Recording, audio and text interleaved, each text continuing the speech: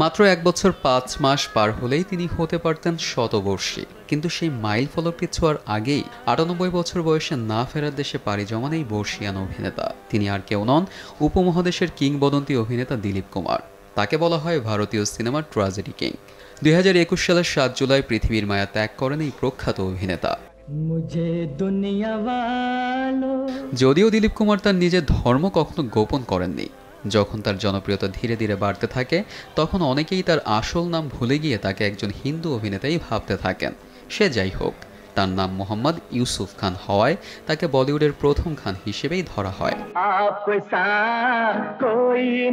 বলিউডে দিলীপ কুমারের অভিষেক হয়েছিল কয়েকজন বাংলাদেশির হাত ধরে। শুনেই খটকা লাগলো তো, কিন্তু এটাই সত্য। দিলীপ কুমার জোয়ার ভাটা চলচ্চিত্রের মাধ্যমে চিত্রনায়ক হিসেবে আবির্ভূত হন। এই চলচ্চিত্রটি পরিচালনা করেন বগুড়ার সন্তান অমিয় চক্রবর্তী।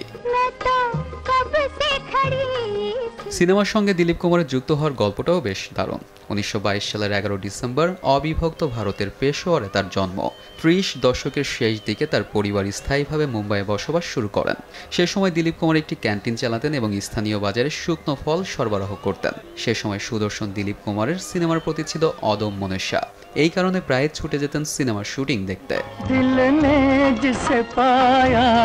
একদিন বলিউডের তৎকালীন সুপারস্টার দেবিকা রানীর চোখে পড়েন তিনি। ইউসুফের কাছে জানতে চাওয়া হয় উর্দু জানেন কিনা। পাকিস্তানি শুনেই দেবিকার পরের প্রশ্ন ছিল, অভিনেতা হতে চাও? বাকিটা ইতিহাস।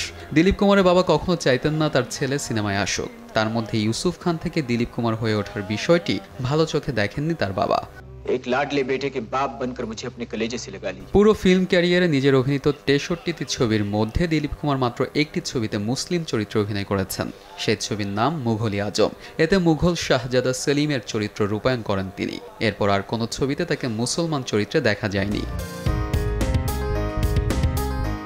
এক জীবনে নাম, যশ, খ্যাতি সবই পেয়েছেন দিলীপ কুমার। কামিয়েছেন অর্থ। এত কিছুর পরও একটা জায়গায় এসে থেমে যেতে হয়। এই সুপারস্টারের নেই কোনো উত্তরসূরি। 98 বছরের সুদীর্ঘ জীবনে 55 বছরের দাম্পত্য জীবন কাটিয়েছেন স্ত্রী সায়রা বানুর সঙ্গে, কিন্তু কোনো সন্তান হয়নি। দিলীপ কুমারের সাফল্য কিংবা অর্জনের তালিকা বেশ দীর্ঘ। প্রায় 6 দশকের ক্যারিয়ারে পেয়েছেন অসংখ্য পুরস্কার। সবচেয়ে বেশি পুরস্কার প্রাপ্ত ভারতীয় অভিনেতা হিসেবে গিনেস বুক অব ওয়ার্ল্ড রেকর্ডসেও তার নাম রয়েছে। ফিল্মফেয়ারে 8 বার পেয়েছেন সেরা অভিনেতার পুরস্কার। মনোনীত হয়েছেন 19 বার। Filmfare lifetime achievement award পেয়েছেন 1993 সালে। 1980 সালে মুম্বাই শহরের সাম্মানিক শেরিফ পদটি অলংকৃত করেন তিনি।